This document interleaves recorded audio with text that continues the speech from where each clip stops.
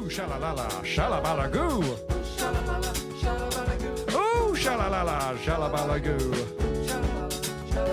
Well, listen to this jingle. It'll tell you what to do. There's a video game podcast that's perfect for you. Ooh, shalalala, shalabalagoo. It's called Flock Talk. It's a podcast just like this, but it's hosted by Myles and Kathryn and Chris. Ooh, shalalala, shalabalagoo.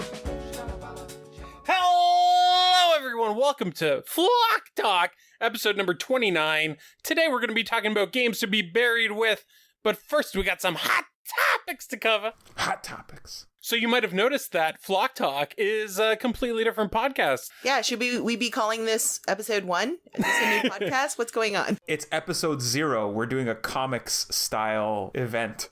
Yeah, a relaunch. Yeah. Everybody buys the episode zeros. What do you think, Kathryn? I liked it. I think it's kind of catchy.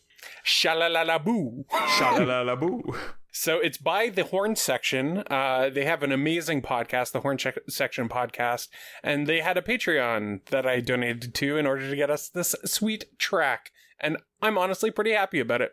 Yeah, especially because it's Alex Horne who is, you hear us talk about Taskmaster all the time. And so it's like kind of like a super treat that we gave ourselves. He's the showrunner of one of my favorite shows of all time. Yeah. I've watched 8 seasons 3 times over, and he wrote that song for us. So that's really just a milestone for me. A milestone, That's if you a will. milestone. That's a special word.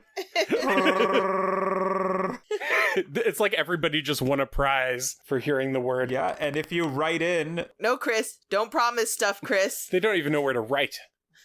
write into our super secret P.O. box. They just write Chris, Kathryn, and Myles on the envelope, and Yeah. It'll Pray. get to us. It'll get to us. It's like the letters to Santa Claus.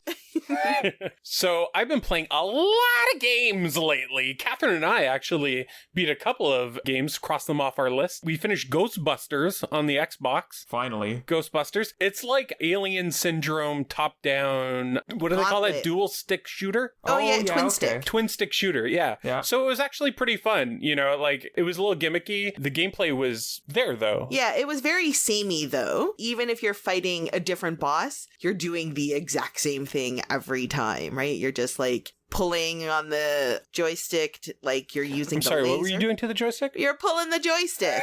You're pulling the... You're pulling my joystick. You're pulling Come on, the get out of stick. here. You got to pull the stick and then push the button to lay the trap, and that's basically all that happened. What the Ghostbusters did. It's true. That's the Ghostbusters. Were you guys making fun quips at each other during the game? Oh, there was a lot of bustin' makes me feel good. No, we don't talk to each other when we play games. It was serious business. Yeah, Now, there's been a lot of silent. Ghostbusters games that have come out. This is the newest one. Yeah, the 2016 one, I think it's... Yeah, because it plays off of the movie, right? Yeah, off of the new movie, yeah. There was an older, like 2013, maybe a little bit before then, dual stick shooter in the 40K universe, the Warhammer 40K universe. That was also like kind of sounds like this. How was the like general background? Was it at least enjoyable enough that you enjoyed playing in the world? Oh, yeah, you know what? There's no real overworld, right? So you get a call and then it just jumps you right into like the mansion or the library or whatever. Right, but did it feel Ghostbusters-y? Like, was it did, good? right? Like, I think especially because I think you start in the library. Yeah, you fight a lot of the monsters that they fought in the newest movie. Yeah. Yeah, it's very similar to the newest movie, like all the types of ghosts you meet and stuff. And so that part really did feel like it because it's always the same, right? Like you walk through the front door and you're like, oh, the meter's going off and there's like ectoplasm somewhere. And then I think the standout stage for me was when they finally brought Slimer in. yeah. And so you're in this banquet hall and you see Slimer multiple times before fights. Oh, it's and then just like and the then he original like movie, runs yeah. away and you have to catch Slimer. You have to find him and finally. Yeah, because he's not in the new movie as much, right? Yeah, that stage was more like original Ghostbusters, right? Where like Slimer keeps popping up and and leaves goo everywhere Yeah, that makes you slow and and slimes you, them yeah. and stuff. But yeah, it was good. And then there were other Slimers that had like, there was like a red Slimer that had more, it was like a fiery attack, and a purple one and stuff. So it was like the Slimer family. At any point in the game, did you fight a legion of zombie white males who were upset that you were women? No, we just ignored that because it was such a stupid point. That's usually the best way to get rid of them. Kathryn and I also beat the Cartridge Club Game of the Month, which was What Remains of Edith Finch. Oh, have you played that, Chris? No, I have not. I've always wanted to, but... You'll be happy with it. Yeah, it's quite good. It's very short. It's only like 3 hours, maybe less. It's a really cool experience. I think that if you don't know anything about it, you should kind of just go in blind. It's not like it's a single player game, but it's just as easy to play couch co-op because it's really just like a walking sim story reveal kind of narrative thing. I will say, I feel like What Remains of Edith Finch did more with a walking sim than I've ever seen done. Mm-hmm. That's true. And actually, there's like a lot of game, like being hands-on feels different. Yeah, the thing is a little bit different. Well, I guess maybe walking sims are like this, but it is quite linear. It kind of goes through a progression of stories. And so it is like what we did was we just traded the controller back and forth. We would just play one story, hand over the controller back and forth. And it was a really fun way to play. The first time I passed the controller over to Kathryn, I was like, hey, now it's time for you to do a story. And she picks up a book and it just reads out the story in like 2 seconds. And I'm like, give me that controller. That was your story. Give me that controller. Technicalities. It wasn't a real story. Let me know if you do that with your friends when it's like one person gets a turn and then their turn turns out to be really short. Do you let them have another go? Or do you say, give me that controller. Get that controller. Or if like you die really fast and you're like, just give me one more chance. Like, let me try that again. Yeah. But no, you died. It's my turn now. Those are the rules. Those are the rules as established from childhood. If you die, the other person gets a chance. Even if the other person can like no hit the whole game. If you go to your friend's house and they're like, let me just do this one thing. And they play that game and they don't give you a shot even after they die, they're not your friend. You, as a mid-30-year-old person, I would leave that house. It's unexcusable. Inexcusable, even. I don't need to be here anymore. I can go get pizza elsewhere. Pizza's everywhere. They have stores that serve it. I don't need to drink root beer in your basement. I can go buy root beer now. Find my own basement. I also beat God Hand and Shadowhunter 2. God Hand on the PS2, Shadowhunter on the Xbox Game Pass. And then the other game I really wanted to talk about was a game that Kathryn and I started to play. It's a PlayLink game. Wait, didn't you play Shadow Warrior? Yeah, Shadow Warrior 2. I was like, what is Shadowhunter? I don't know. There's too many games. Okay. They're all named Shadow something. Shadow Warrior. Shadow of the Tomb Raider, Shadow of the Colossus, Shadow of the Empire, Shadows of Mordor. There's too many. Shadow Yoshi, from Sonic. Shadow World. Shadows of Mordor, yeah. Yoshi's Shadow World. I don't know. Come on, Kathryn. Poor Yoshi in a Shadow World. We're just Kathryn wanted to send Yoshi. So the game I really wanted to talk about is called Word Hunters, and it's for PlayLink on the Sony PlayStation. PlayStation 4, not the original one. Come on, what are you thinking? You can't play a cell phone game with the original PlayStation. But it is very similar to Jackbox, That's You, and the one that everyone remembers, Hidden Agenda. It is a word game. Does everyone remember Hidden Agenda? Definitely not. Nobody remembers that one. Word Hunters is like Boggle and crosswords and it's for word nerds. It's for word nerds. And they do a pretty good job of having a huge list of different games that you can play, which was what surprised us the most. Yeah, I think that we kind of just thought it would be like mostly word search or Boggle-like games where you're just making the best words that you can find or the longest words for points. But there's quite a lot of variety in the types of games and stuff that we've never seen before, right? That were, the first time you play them, pretty challenging. Like there were times where we're just like not scoring points because we're like, this game is hard. Like they have one game where you insert the vowels into a word, so it's a sentence without vowels, and you have to figure out what that sentence is by placing in vowels. Yeah, and it sounds simple, but it's actually pretty tricky at times.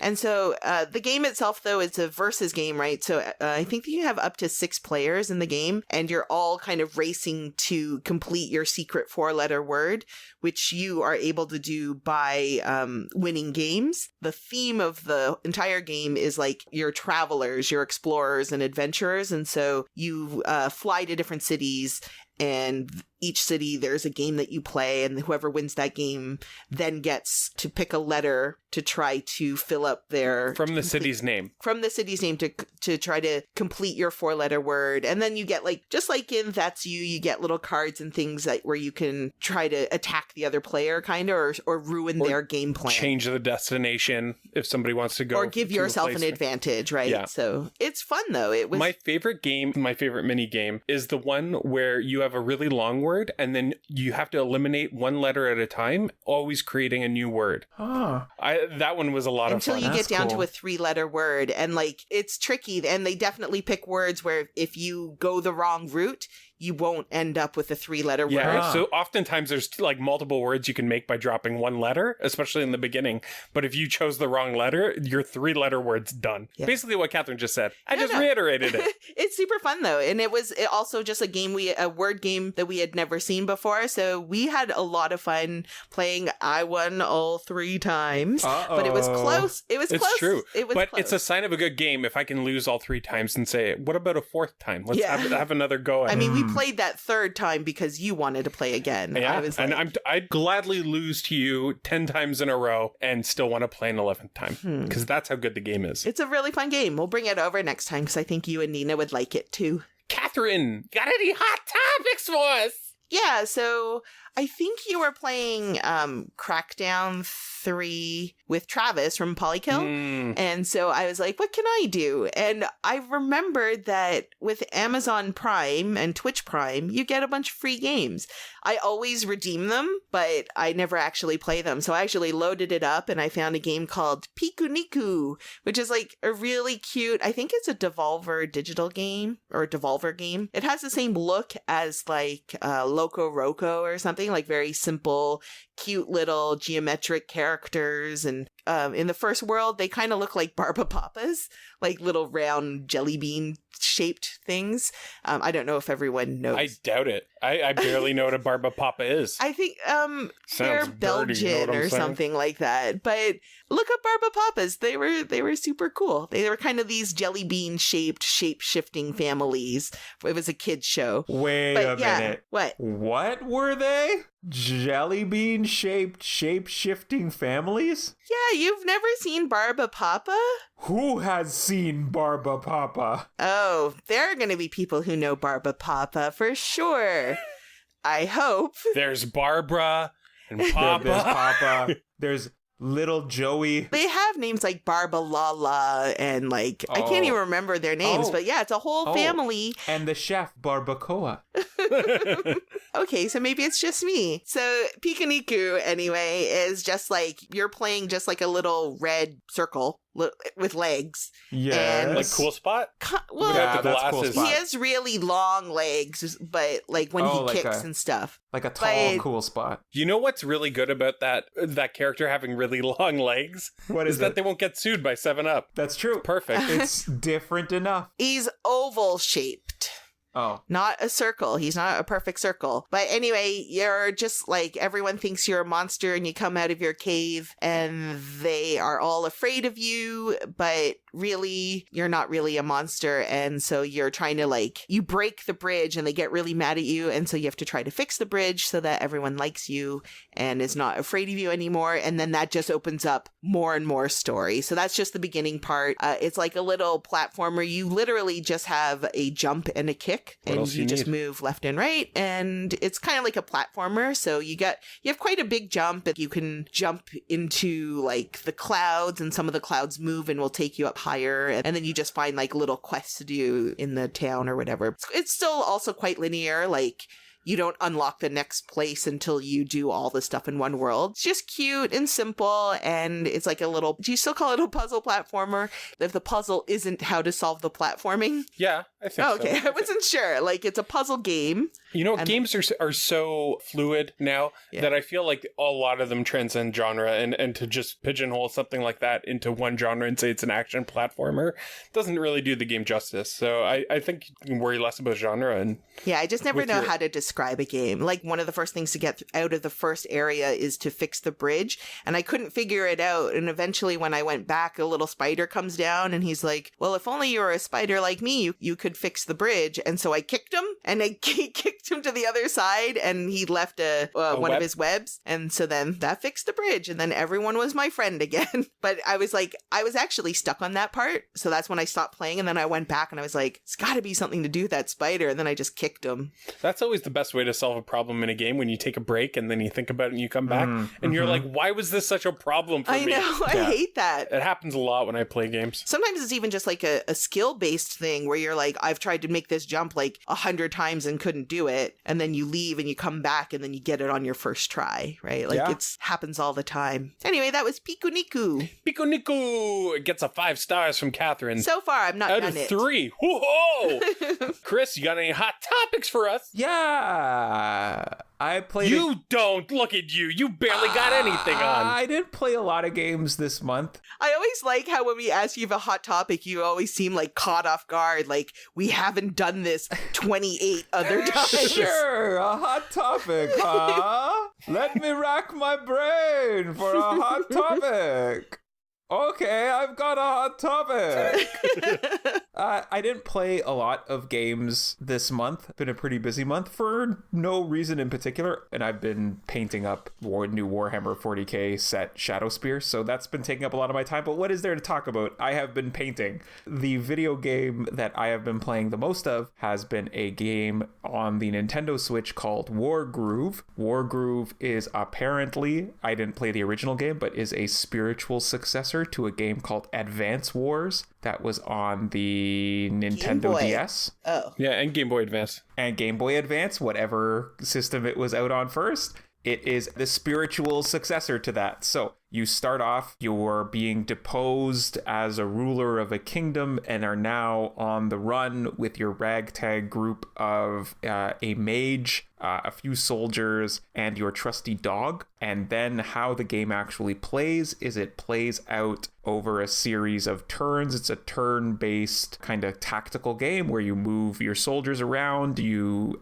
capture villages on a grid map, and you use the villages to spawn new dudes. And it's like the kind of the real-time strategy, but turn-based. Like you're generating dudes, you're moving them, and then they fight each other. It's very quick, it feels like, because attacking is the most important aspect of the game. If you attack properly, you'll just wipe the other team off the board. So far, it hasn't been like super challenging, but I'm not like maybe 3 hours into it. It has been really good so far. I have enjoyed it. There's a few side missions that are a little bit wonky. Like I'm not too interested in playing the side missions, and it feels like it'll open up at some point maybe a bit more into something maybe with a bit more tactical intrigue. You had me a dog companion. The dog is a leader. Oh, yeah. Can the dog multi-class into mage? No, but you can spawn other dogs, and I think he makes the dogs better. He's like a pack leader dog. I like the sense of that. And he wears a little helmet, like a dog helmet. Little doggy hats. When the dudes die, the dudes clearly get killed. Clearly die. When dogs die, they go poof. Oh, they're They just took mystical off. dogs. They just took off. Yeah, they're just fine. Just are going to that puppy dog farm in the sky. Just poof. It's okay to kill humans, but for dogs, poof. That's how I like it. Yeah. Yeah. And then I got to play one more game, which is a board game I never played before. It's called Sleuth. If you have a chance, take a look at it. It's kind of unlike almost every other game that you would play in a group. There's a deck of cards. One card is put aside, and then everyone has to take turns asking each other questions to try to figure out what the card that was put aside was, because the rest of the So deck... it's Clue. Yeah, but the rest of the deck gets dealt out to everybody else. Like Clue. It's Clue without the board, the garbage board. Get rid of the board. And Okay. the questions you can ask are based on these question cards that you get in front of you. So you can't just ask any random question, but you have to ask an individual, like, do you have a blue diamond? And then they have to tell you how many blue diamonds they have, and they have to show you the blue diamonds that they do have. And then everyone gets to know the number, but they don't get to see the actual cards. Now, if they don't have a blue diamond, do they tell you to go fish? They tell you 0, but that also means that everyone knows 0. Like you get a sheet, like there's a grid, and you start like marking it off. You get a good system going. It's Like Clue. No.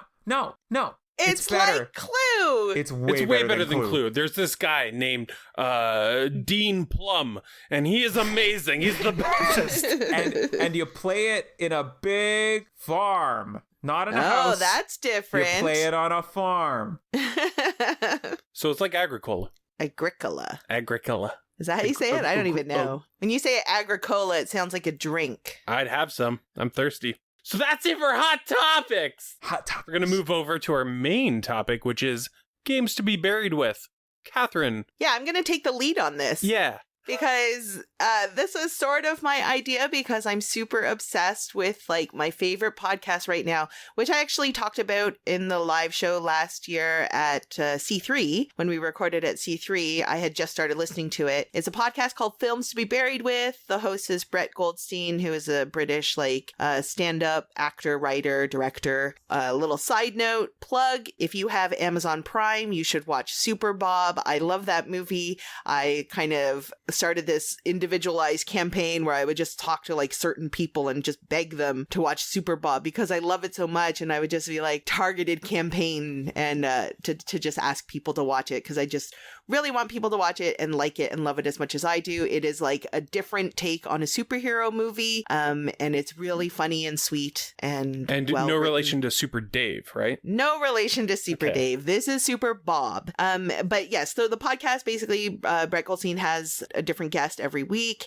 and they go through a person's life through the films that they like. So I always think of it as kind of like James Lipton inside the actor's studio. Like it's that sort of in-depth kind of conversation with someone about their life and career, but tying it always to a film that they like or whatever. So I thought it would be fun for us to do it kind of a video game version of these questions, and that's where this came from. So to give everybody a taste, why don't we just kick it off? Yeah, so I'll start with the first question, which is like pretty simple. It's, what is the first game that you remember playing? So, Chris. The first game that I remember actually playing is Super Mario Brothers on the original Nintendo Entertainment System. That makes sense. That's You're the of one. that age. I was 4 years old when I got my first Nintendo. That's the one.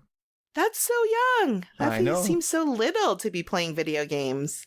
I was probably about the same age because the first game I ever played was Super Mario Brothers. Hey, what are you? Super Mario Brothers. So my babysitter who lived next door had a Nintendo when it just came out, and he would bring it over when he was watching me, and I was like, what is this magical box? I would like one. I would like a magical box with the magical Mario in it. And so my parents took me on a trip to Buffalo because video games were cheaper in the States, Oh, and interesting. they bought me a Nintendo action set. You know what, though? Gas was also cheaper, so that seems like less of a financial burden to drive to Buffalo. I think they also just kind of wanted to go shopping in They Buffalo. probably want to go to Buffalo.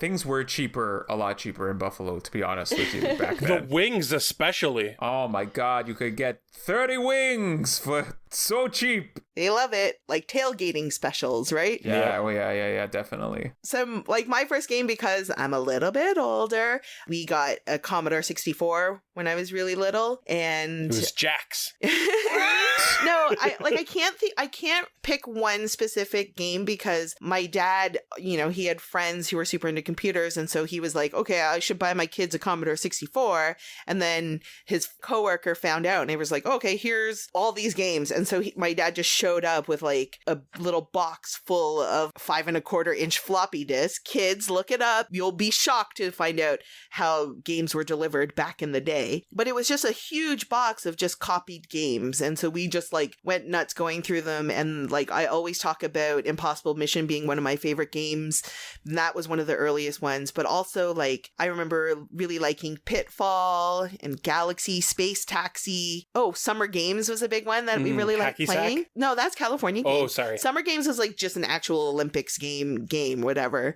And so I can't remember which one was the first one because we kind of just got a dump load of them all at once, and I just remember going nuts playing all of them. So being your first terrible game- at all of them. Your first game was all of the games for the Commodore. Essentially, like Literally the yeah. whole set. The ones that we played a lot were all the ones that I mentioned. We had a ton that we just never even played. Like there were shooting games and like... Spoiled for choice you were. Yeah, I guess so. Spoiled for choice. And before we continue on in this podcast, I just want to note, it has not gone unnoticed that there is a very heavy-handed British influence on this episode. Our new song is an English singer, and we're doing an episode based on a British podcast. Guys, in a different world, I would like just move to London and live there. It would not solve any of our like high housing price issues. It's more expensive to live there probably than here, which seems impossible. But everything that Myles and I are into currently, almost everything, is like British television, British movies. Or RuPaul's Drag Race. And RuPaul's Drag Race. Oh my goodness, you guys are watching RuPaul's Drag Race? We have to do a whole episode on RuPaul's Drag Race. We're only a few seasons in. Hallelujah. Okay, so the next question is, what is the scariest game you've ever played? I will go first. Ooh, and just say that for mine, it was Until Dawn, which Myles and I played together. We recorded it and like made a series for our channel back when we used to do Let's Plays. And I was rarely the one actually playing that game because I found it like too stressful, but it was even just like stressful and jump scary for me to watch. It was even worse for you because I had that Freddy Krueger mask on. And yeah, why did you do that? Kitchen knives. No, I just find like I would never play those games on my own. Like I was never really that into horror or anything like that. Myles is the one that like is super into it, so I started to like, okay, fine, we'll go see some horror movies. We go to like After Dark Film Festival every year, and I was like, I would never go to that on my own. And so Until Dawn for me was like the scariest game that I've played. How about you, Myles?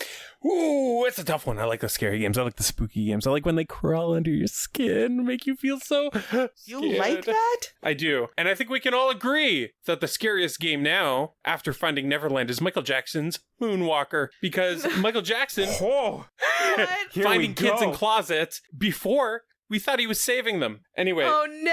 So my real answer. Incredible. I have to go with Resident Evil 7, and more accurately, Kitchen was the most terrifying experience I had, which was the demo for Resident Evil 7. Because you barely got into Resident Evil 7 itself. You didn't know anything about it. It was like, there's a horror game called Kitchen. Put on the mask, your first experience with VR, and be in a kitchen, and you're tied on this chair as somebody's laughing behind you. It was just so horrifying. The real fear was being worried about wetting myself at a convention in front of everybody. Now that's true fear. If you've never peed in your pants in front of a group of people, you don't know what fear is. The scariest game that I ever played. Now, I have never ever been into scary things. I'm not into scary movies. I'm not really into scary games at all. So I picked up a game called Doom 3, and I was like, I really like Doom. I'm going to play Doom. I got an hour and a half into Doom 3. Things were spawning behind me. It was all dark. The walls were getting all creepy. And I was like, I'm done. I'm 3 hours in. I'm done. It was also, you needed the flashlight and the gun, and you need to put the flashlight down and the gun back down. And every time you'd pick up a health pack, something would spawn behind you and just rip you to shreds. And it scared the crap out of me. Did it ever give you nightmares? No, because I didn't play it enough. I think I spent $60. I was like, I'm getting Doom 3. I got a computer that can run it. I'm ready to go. And I got 3 hours in and I was like, I have never played that game again. Okay, so the next question is, what is the sexiest game you've played? I'm going to go first. I haven't played a lot, but there's one that sticks in my mind, and it's more comical than it is sexy, but it's Leisure Suit Larry, specifically Leisure Suit Larry 3, right at the beginning, because, what's it called? Leisure Suit Larry 3, Passionate Patty in the Pursuit of the Pulsating Pectorals, or something super alliterative like that. But you know, with Leisure Suit Larry games, you always have to answer questions to pass the age restriction, and so Leisure Suit Larry 3 starts, you answer the questions, and then he looks through one of those like viewfinder touristy things, like binoculars, and it's pointed right at this lady's apartment. And depending on how well you do, she walks into the room and she'll pull the blinds down. And so if you don't answer enough questions right, she pulls the blinds all the way down. But if you leave, like, depending on how well you do, that's how high the blinds stay. And then she just like takes off her shirt and she's like topless or whatever. She's getting ready for a bath. And like, I mean, I was a teenager when I saw that, but I just remember thinking it was really funny, but also just like, if you do really well on the questions, you just get like full on like jiggly boob stuff. And the whole game is about Leisure Suit Larry like trying to sleep with women and like find love or whatever, right? So it's the most like sexual game I've played probably, but it's mostly comedy, right? I think that they should bring back Leisure Suit Larry. They keep trying. Except that he now hosts a conference for pickup artists. Yes. There's that new game, like Super Seducer, that's out. Yeah. He's That's doing something essentially like that. a Leisure Suit Larry loser. But I think Leisure Suit Larry is better suited for that role than that guy is. Do you have an answer, I Miles? do. I got an answer. It's a game that I played recently. Oh. And actually, just this month, I've been playing it on the PS2. It's called God Hand. Oh. And I think if we're going to be talking about sexy games, we got to talk about Japanese games. Yeah. Because Japanese games, That's they true. sell that sex like it is going out of style. They'll make like puzzle games or like shooter games. Sexy. Everything. Yeah. I was playing Caladrius Blaze, and my character's clothes fall off as they get shot. That's not shit. That's because you're bad at the game. And that's just because, well, yeah, I guess. Or good. or I'm really good and I'm just... Yeah, so God Hand has the most spanking I've ever seen in a game. Right. Everyone is fit and ripped except one fat Mexican guy smoking a cigar named Elvis. And everybody else is totally fit and sexy. And this game, it's got a lot of sex in it. The character that you're watching, like you're protecting this lady. And every time you go to check in with her, you always find her in a sexy pose. Or in the bathtub. Scandalous. But yeah, I liked it. It was pretty fun. The sexiest video game that I ever played was Dead or Alive Extreme Beach Volleyball. You never played that. You just made that up. Look at his smile. He's never played a second of beach volleyball. Have you? I think I played it at my friend's house. With him watching? Yeah, I mean, he was playing one side, I was playing the other side, and then that was the only time I ever played that game, but that was a sexy game. All right, we'll give you that one. Okay, so what is the funniest game you've played or game that made you laugh the most? Miles? Well, as I've said in a previous episode of the podcast, I think humor is the most important thing for me in a video game. So anytime I hear that a game is funny or it's a humorous take on something, I always try to play it. That's like, it jumps to the top of my list. A game that was sold to me as 3D River City Ransom was Yakuza 0. And now I haven't played any of the Yakuza games before, but if someone had just told me that this was the pinnacle of humor in games, I would have played it a lot sooner, because it really is. I was surprised at how funny it was because I wasn't expecting it. Basically, the main plot is super serious in a Yakuza game, but it is filled with side stories and side quests, and all of those are like made to be knee-slapping funny. And I think Yakuza 0 specifically does it the best of all the Yakuza games that I've played, which isn't very many. That's a good answer. Yeah, I forgot about that one. How about you, Chris? The funniest games that I've ever played, I'm going to pick Day of the Tentacle. That's a really good answer. That is the funniest game I've ever played. I have a second and third place behind it, which is Portal 2 and then Portal 1, because Portal 2 was so good with Stephen Merchant. We didn't know that. He was in it. What? You guys haven't played Portal 2? We haven't played any Portal. We keep pushing it back, but Stephen Merchant sells it immediately for us. You know, getting back to all that British stuff that we love. Play Portal 1. That is a 5-hour event that will get you into what's going on. Play Portal 2, because that's got Stephen Merchant in it. And it's supposed to be the better one, right? It's incredible. The first one's not co-op, right? Yeah, the first one's not co-op. It's interesting that you mentioned Day of the Tentacle, because some news came out recently. I don't know if you heard about this, I have Chris, not. Which LucasArts was bought by... Disney restarted LucasArts. Restarted LucasArts. Yes. So, and the most iconic series from LucasArts has got to be Maniac Mansion Day of the Tentacle, right? Might be the Star Wars games that they put out. That's true, but the Star Wars games kept evolving over time, right? Yeah. And Day of the Tentacle Maniac Mansion, it stopped It right there. Right. Yeah. So I think if they're going to revitalize LucasArts, it can't cost too much to put together another Day of the Tentacle The game. thing is, like, there has to be someone at Disney that's able to convince them that there is a demand for those. I'll kickstart that But all it's day, so easy every to day of just the be week. like, oh yeah, they own a bunch of like Coder or whatever. Like they own Star Wars stuff, and that's just like, okay, Star Wars stuff. We know that that's popular. But if there isn't anyone at Disney who knows about how popular remastering or remaking or reviving those franchises are, then it'll probably just get lost. Yeah, I hope not. I really hope not, because So just that's be a big vocal series. about it on like social media and stuff, and tag Disney every chance you get. Because Walt reads them. Walt, he always does. He reads them from the grave.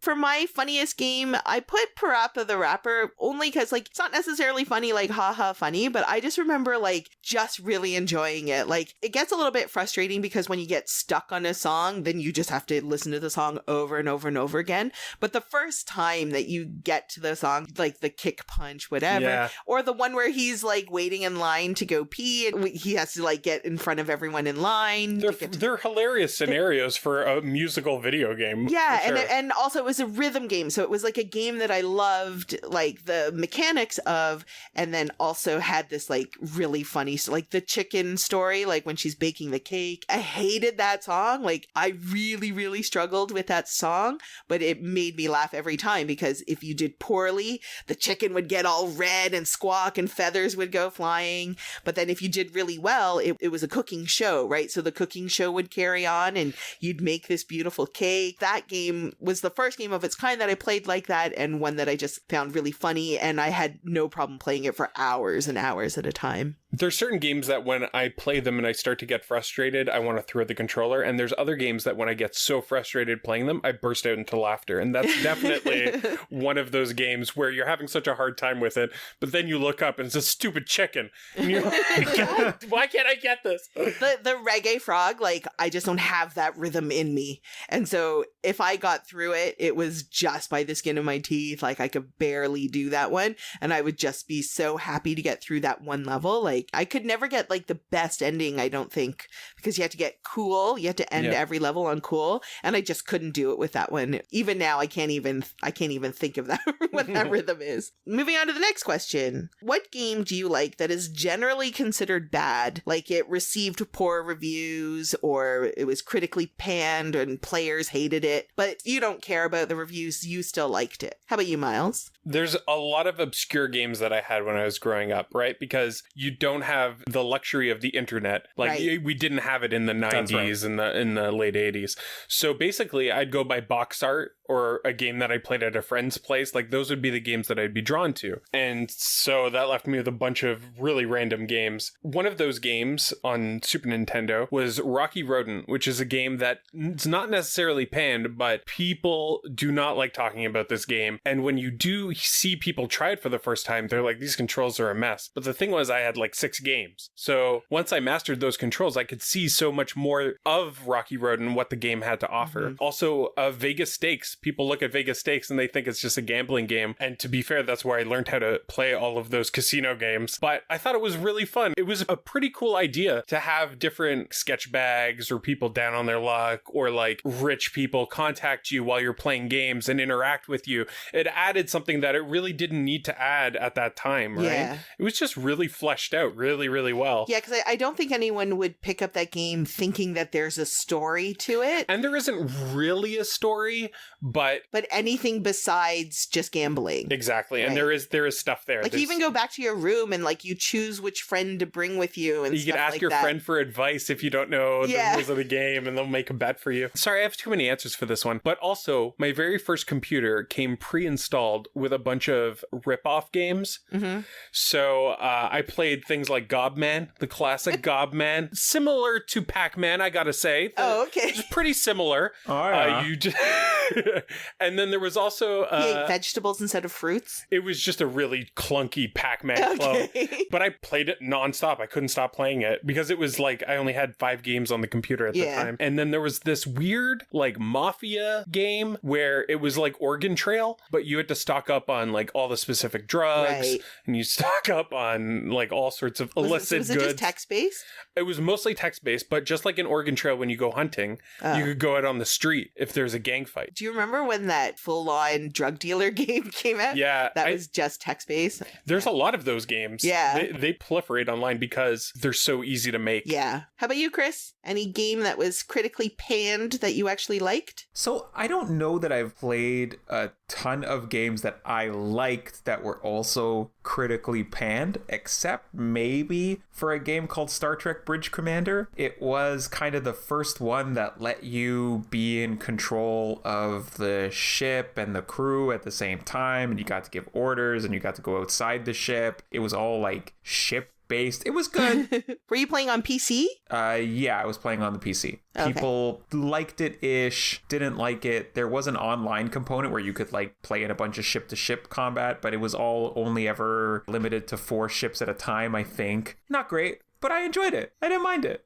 Yeah, I also have 2 on my list. One is Kirby and the Rainbow Curse on the Wii U, which Myles and I played all the way through, and I really, really liked it. And I don't know if it was like completely panned as a game. I know a lot of people complain about it, but it had a real issue with the mechanic of using the tablet and the controls, so that Myles and I played it co-op. The entire time I was just looking at the tablet. I never got to see how beautiful it looked on the screen, how what I was doing on the tablet, how it was playing out on the big screen. I was just looking at the tablet the whole time. And I really appreciated playing that game with you because I got to look at the screen the whole time because I was player 2 and I was just doing basic platforming, and Kathryn had to create the platforms with the stylus on the tablet constantly. I mean, at least they used the tablet. They really used the tablet for that game. Yeah, I guess maybe they just weren't really thinking how it would play out as an experience. But for me, I still enjoyed the game. Like, and I love playing it co-op with you. And we recorded it for a Let's Play of it. And it was one that my mom watched us and my nieces got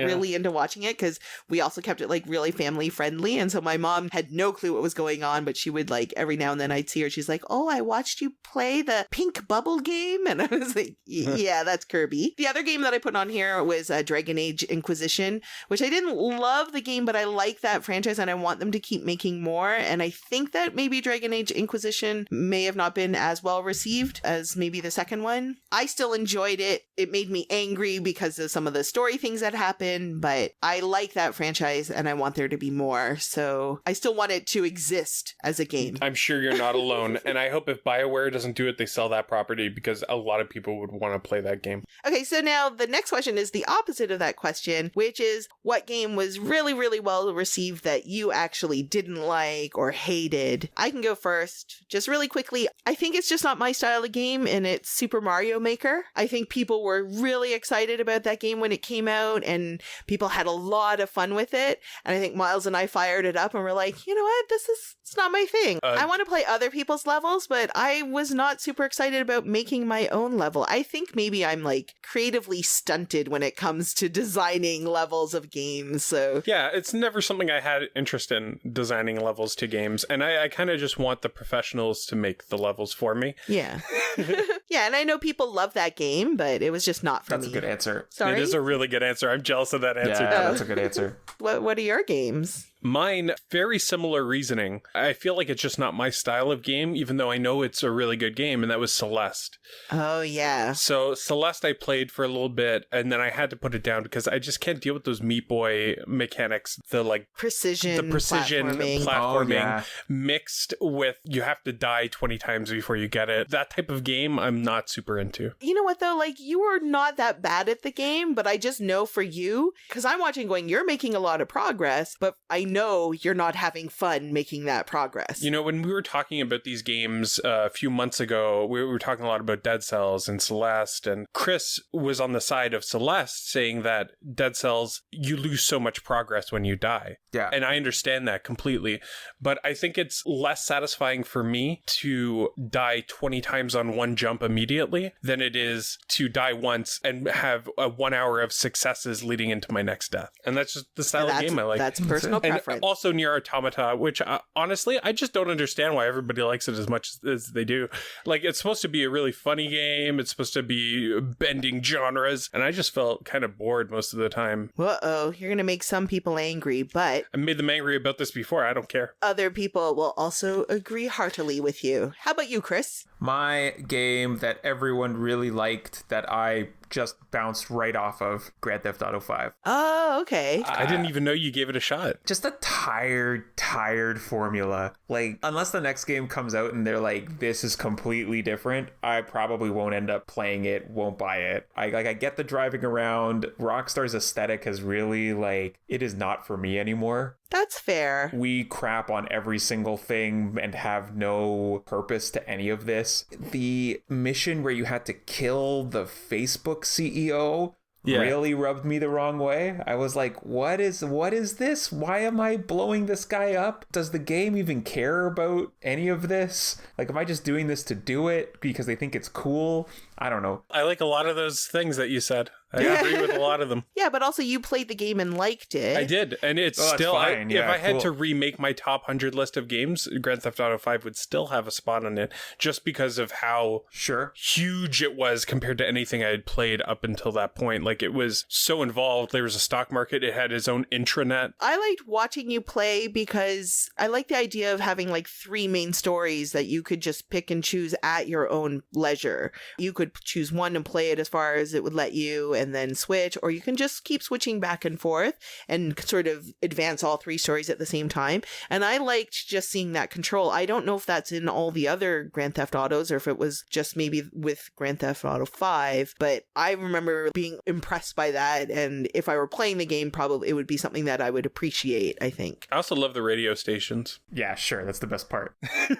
All right. So, in Films to Be Buried With, he hates being negative, and so he just touches really lightly on this question, and it is, what is the worst game you've ever played? Miles? I'll step up. Yeah, I'll step up. What game? Worst game. It's not a surprise if you've heard this podcast before, but the worst game I've ever played is Shaq-fu, The Legend Continues. Right. Not the original Shaq-fu, because I can forgive that. There were a lot of games like that back then. At the very least, Shaq-fu came with a CD. This game, oh my God. You're coming out with a modern game for Xbox One, PS4, and Nintendo Switch? You're going to do that? You're going to do what you did there? Yeah, I don't you think were so. pretty upset with that. Different times. The game is offensive. It plays poorly. It breaks constantly.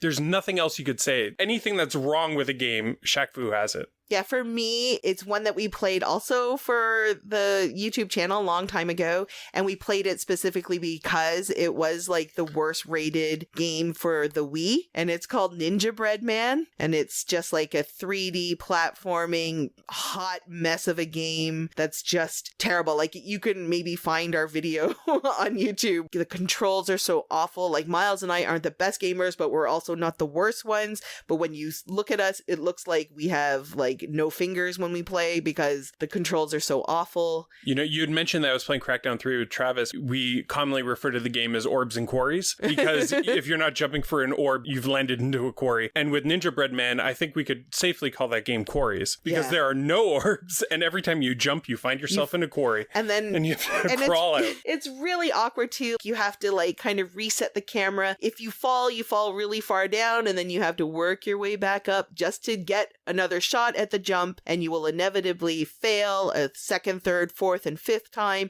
And if you're persistent, maybe you'll get it on like your 7th or 8th try. A fun fact about that game, the very first jump sequence in the entire game, Kathryn and I spent a half an hour on. It was in the tutorial. Yeah, we could were not just make like, that jump. We wanted to make the video kind of like to showcase a bad game, and then I was like, I don't even know, it's so bad, I don't even know if this is worth it. Like, we can't even make the very first jump in the game. Yeah, the camera just keeps swinging around like it's on a hula hoop or something. All right, Chris. There was a summer where I was going to Blockbuster every single week to get games out because I had, no job. And I was maybe 15. I had, some money that my mom would give me, and I'd go rent games for the week. And one day I went to Blockbuster and rented a Nintendo 64 game based on one of my favorite comic characters. I knew it. and it was Superman, and I brought it home and I was like, what the heck is this? So I had it for a week, but I think I maybe played it for an hour and I was like, this is unplayable. That hour was God's work. I know, right? You did, yeah. The other really unplayable game is also there's a Mega Man game on the 64. Oh yeah, Mega Man Legends. It is so bad too. It is friggin' really? terrible. Nobody likes that one. Oh, I've never even heard of it. Oh, it's brutal. I was like, Mega Man. It's a Mega Man game on 64. Yeah, let's do this. And it's just walking around in a 3D environment. I don't know that there's a story. I don't know that there's a point. It costs more than $1,000 to make these games. So what were they thinking? Yeah. Really. And, you know, someone needed to tell the N64 at that time is that just because you can make a platformer in 3D doesn't mean you have to. No, you don't have to. You don't have to. All right, so we're getting pretty close to the end. We'll kind of burn through these ones, although this is the question that Brett Goldstein loves the most on his podcast, and it is, what game has the most meaning to you? It's not necessarily your favorite game, but maybe the circumstances around you playing it, first date or whatever, gives it a special place in your heart. Myles, do you have an answer? The game that I think has the most special place in my heart is a game called Busted Groove, because I experienced the game twice. Like, I had a reintroduction of it. So the first time I played the game, just picked it off the shelf, didn't know what it was, off of Toys R Us shelf with my birthday money. And I brought that game to my friend's place, Seba. We used to play video games all the time. We put in that Busted Groove game and it became serious. Like, we were really competitive, trying to dance the other one into the ground. And then my second experience with the game was when I realized Kathryn had played it as well when we started dating. Then we played it together and it was just as much fun as I had. Yeah, we kind of both realized that we had played it when it first came out, each of us, and then we were like, I would love to play through that game again. And I think we probably burned through it in like 2 nights or something. We burned through the first one and then we burned the second one on our computer and played that one. Oh, yeah. How about you, Chris? Is there a really meaningful game in your life? Yeah, it would be Ocarina of Time. It was during like a Christmas break. And during that Christmas break, played it a lot with my parents. They were like, they would rather watch that than they would watch TV. So I would just play Ocarina of Time and they were just watching me, suggesting things I do. And we had like this whole part in the fire temple where I couldn't figure out to like jump. There's a jump in the fire temple that if you, like, for some reason I got lost on for like days, and it was obvious what you were supposed to do in the end, but like I went back, I went out, I like captured all kinds of things. We just went on like a magical journey across Hyrule together with like a completely aimless trip.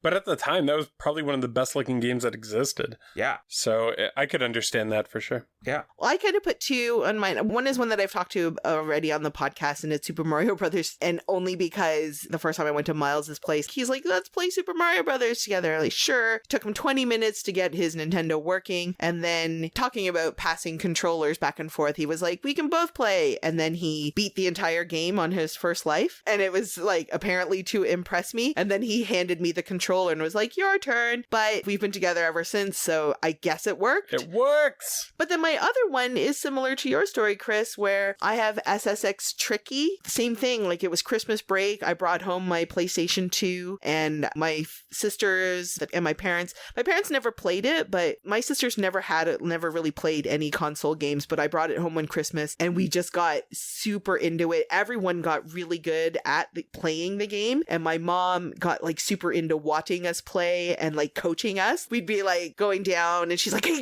jump over there, now get on that pipe, and like she'd always be like shouting orders at us and just like watching to see how well we did and stuff. And my dad did that too when he was watching me play video games. He'd be like, you missed a coin. Oh no, you missed a coin. No. You missed another. Why am I even watching this? We keep missing coins. Go for that coin. And I'd be like, that's not how I play these games. I collect nothing.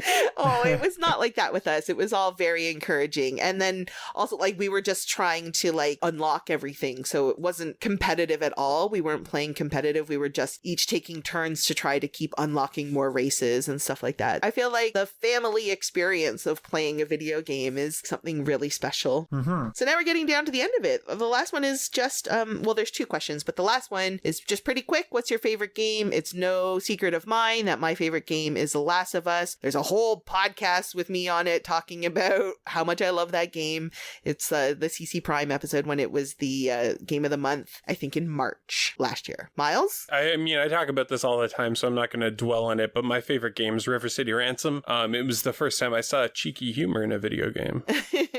And my favorite game is a board game called Concordia. And I've spoken about it before. Awesome. And I have no intention of talking about my favorite video game. Ha ha ha. That's fine. No one would expect that from you. That's awesome. So there is like one other question that they ask, and this is the end of it, but the whole premise of this, because it's called Games to be Buried With, the premise is that you've died and we're going over the moments in our lives as it relates to video games. And the one last thing is heaven exists and we're all going to heaven, and in heaven they're going to have a game night, and one night it's your night to host a game that you want people to play or that you want to play with other people. So what game would you bring with you to heaven? And you can only bring one. Miles? It's a tough one. This is a tough question because... You can only bring one! You know, I'm actually planning on going to heaven. I don't know about you two, but that's kind of the goal.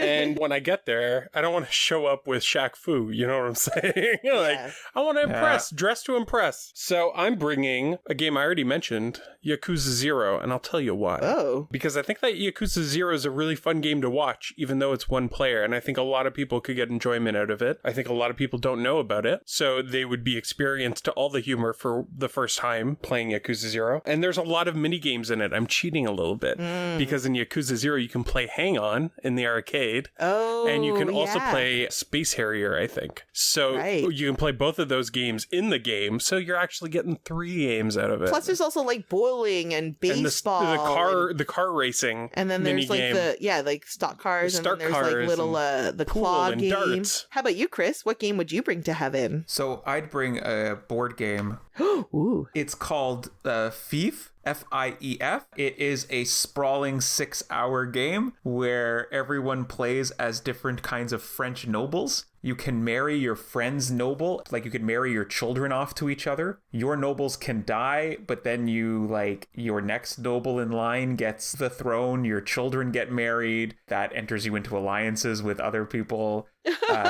One of you can become the king of the area, which means that your rule goes. You can break off marriages, all that kind of stuff. One of you can become the Pope, and then they get extra tithes. Eventually, one of you takes over... The Pope in heaven? That's crazy. And then one of you takes over the whole area. It's like the Game of Thrones, the board game, but that's not the Game of Thrones, the board game. That's more like about marriages and alliances and stuff like that. I'd love to be able to play it, so I assume that people in heaven will be able to just download the rules into their brain so that I would not have to teach it. I see. That You're is how I making want your to play own board heaven games. rules now. That's right. And my game is kind of similar to Miles in why I chose it. It's Overwatch because I love watching it. We don't even play it anymore, but I still watch Overwatch League. I love watching people play. So even if I wasn't playing, I believe that there will be at least 12 people in heaven who are really good at Overwatch, and I would want them to play just so I could watch. I'm hoping that it's broadcast, that like Monty and Doa are there doing like the shoutcasting, and there's like analytics and stuff. It's my favorite like spectator game to watch, and so if I'm not going to play, I want to be watching a game that I love. So Overwatch. So that was Games to be Buried With. And if you want to hear a version of it but with movies, check out the original podcast from Brett Goldstein. Films to be buried with. So that was our main topic. Now we're going to be covering some odds and ends. Odds and ends. Odds and ends. Oh my God, we got so much to talk about. Main thing, number one, coming up this weekend. It is the Barry Game Exchange, hosted by Chris Hodgson, Nintendo Hodge. And he also has a podcast, R3, with friend of the show, Frasier. Ramble, record, repeat? I believe that's it. I always get the order wrong. So the Barry Game Exchange in Barry, it is April 7th from 12 to 4 p.m. at the Holly Community Center in Barry, Ontario. There's going to be over 140 tables, and for the first time ever, EB Games is going to be a vendor, and they have a prize that you could win, which is a $300 gift card to EB Games. It's like a door prize, so every admission gets you into that draw. And if you win that draw, contact me. I'll let you know how to keep that $300 gift card for the rest of your life. Miles will be able to stretch that out Nice. It's in perpetuity. at least 20 years that should last you.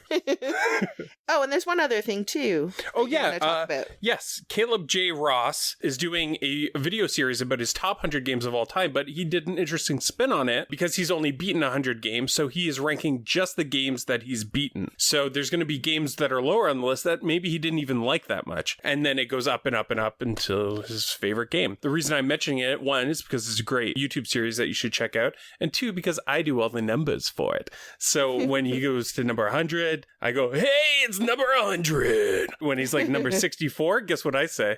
Ooh, it's number 64. So if you want to hear that action, check out Caleb's Top 100. I'll tell you, it was very interesting being in the room when Myles was recording those numbers. It's a weird thing to overhear someone recording. Just saying numbers from 1 to 100. Yep. That's it for odds and ends from me. Kathryn, you got any? Chris, you got any? No. No. You know what? Just love yourself. That's all anyone can do. If you can't love yourself, how in the hell are you gonna love somebody else? Can it get an amen? Amen. Amen. Amen. All right, so for Kathryn and Chris, I'm Myles. Thank you all so much for listening. Take care, everybody. Bye-bye. Flock talk, shalabala goo. Ooh, shalalala, shalabala goo. Stop.